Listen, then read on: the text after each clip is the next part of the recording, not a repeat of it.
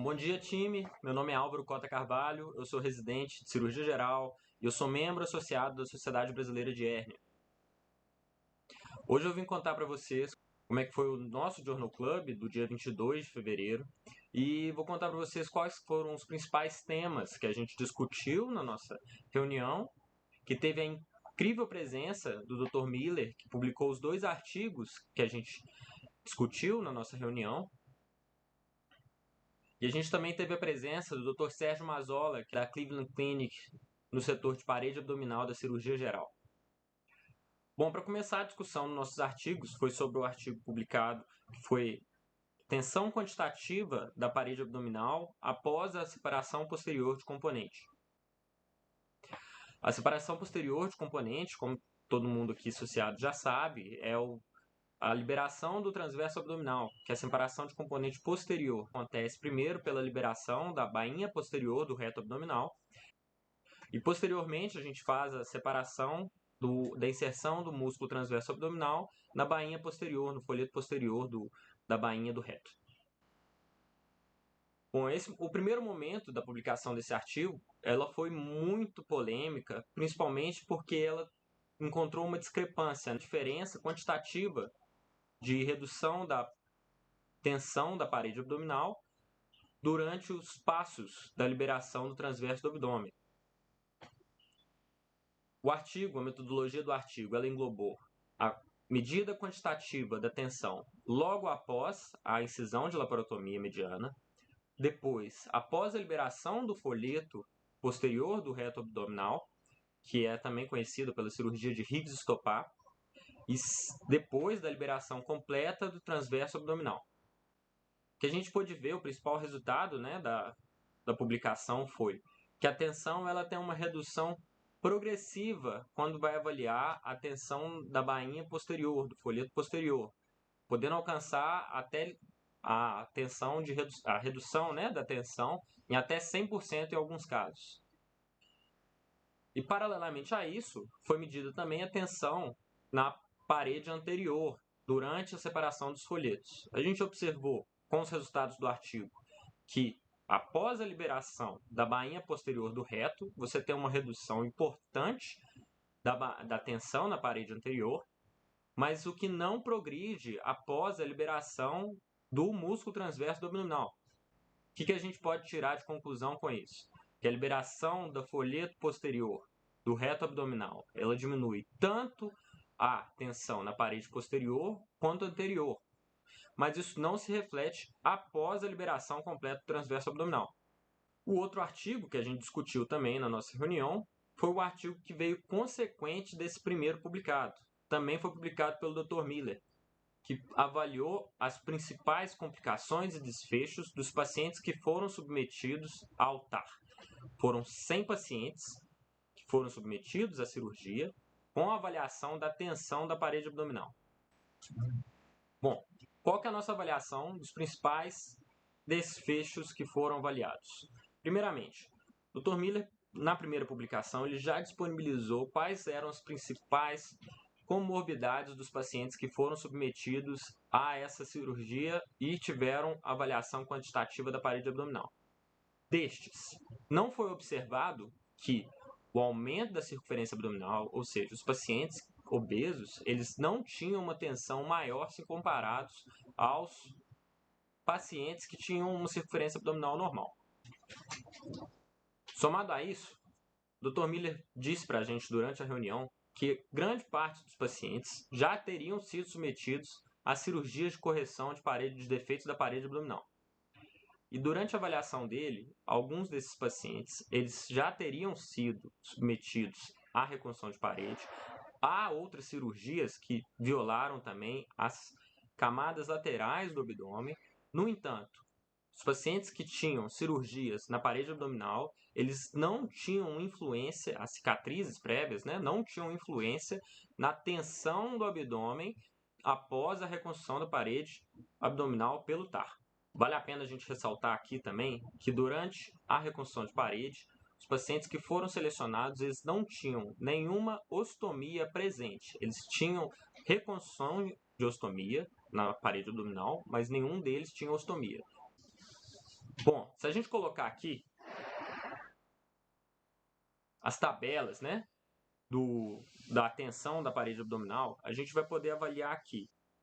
A gente pode ver a avaliação do Dr. Miller logo após a incisão da linha alba, após a dissecção retroretal, que é a cirurgia de Reeves, após a separação da lamela do oblíquo interno, a inserção, né, do transverso abdômen, lamela posterior do reto abdominal, e a gente pode ver posteriormente também, depois da liberação total do músculo transverso abdominal.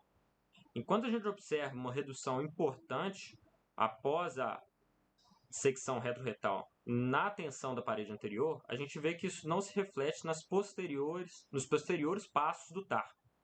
Enquanto isso, depois da liberação completa do TAR, a gente vê que tem uma redução de 96% da tensão na parede posterior do abdômen. O que a gente pode observar também? Que logo após a incisão do oblíquo interno na lamela posterior do reto abdominal, a gente pode ver uma redução importante antes mesmo da dissecção do transverso abdominal na tensão da lamela posterior. Durante nossa conversa com o Dr. Miller, ele ressaltou aqui também que isso pode ser um grande passo nas posteriores cirurgias, porque mesmo sem uma dissecção completa do músculo transverso abdominal, a gente já consegue um reparo da lamela, um reparo da parede posterior, mesmo sem a dissecção total, o que pode favorecer uma reconstrução com dissecções menores, mas ainda assim alcançando um reparo livre de tensão na parede posterior. Bom, a gente seguiu nossa discussão com a publicação posterior do Dr. Miller, que foi acerca dos desfechos que foram encontrados nesses pacientes que foram submetidos à reconstrução de parede abdominal com a avaliação da tensiometria da parede abdominal. A gente pode ver que são os mesmos pacientes quando a gente vai avaliar as comorbidades. No entanto, quando a gente vai avaliar os principais desfechos que foram encontrados durante as cirurgias, né, dos pacientes que foram realizadas cirurgias, a gente observou que 15 dos 100 pacientes tinham sido submetidos à reconstrução de parede com um procedimento concomitante que não estava relacionado à cirurgia de parede, e ainda assim, 2 dos pacientes eles foram submetidos à enterotomia.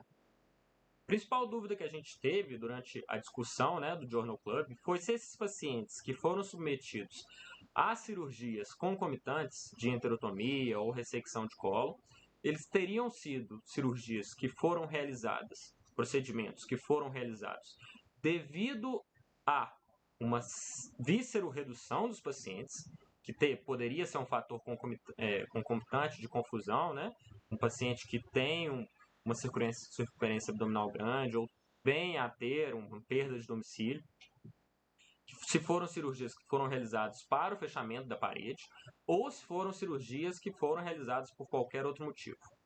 O Dr. Miller explicou para a gente que no serviço lá da Cleveland Clinic, nenhum dos pacientes que são submetidos à cirurgia de reconstrução de parede, eles são submetidos à víscero-redução. De acordo com o Dr. Miller, toda reconstrução de parede é uma cirurgia que não é completamente livre de tensão. Então, os pacientes que são realizados reconstrução de parede na Cleveland Clinic, nenhum deles tem víscero-redução para fechamento sem tensão na cirurgia de reconstrução de parede. Somado a isso, que a gente vem discutindo muito, né, aqui no Brasil, é se algum desses pacientes teriam sido submetidos a uma injeção de toxina botulínica para uma reconstrução livre de tensão numa posterior cirurgia.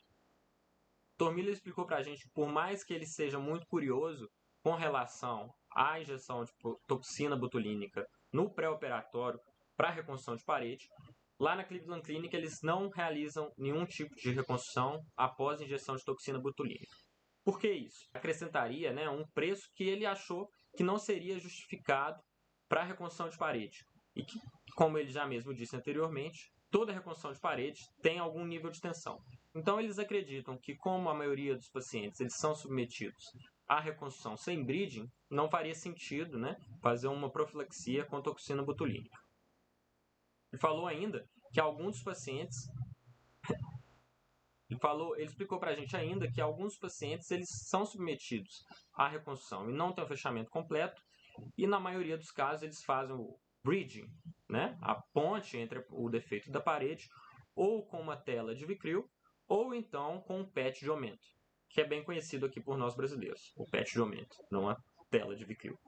Bom, a gente perguntou ativamente na nossa discussão com relação à síndrome de compartimento intraabdominal, com relação a complicações relacionadas à pressão intraabdominal. Ele falou que não conseguiu achar, na publicação dele, nenhuma correlação da pressão endotraqueal no perioperatório, após o fechamento da parede, com a necessidade de reintubação ou então de uma falência renal aguda.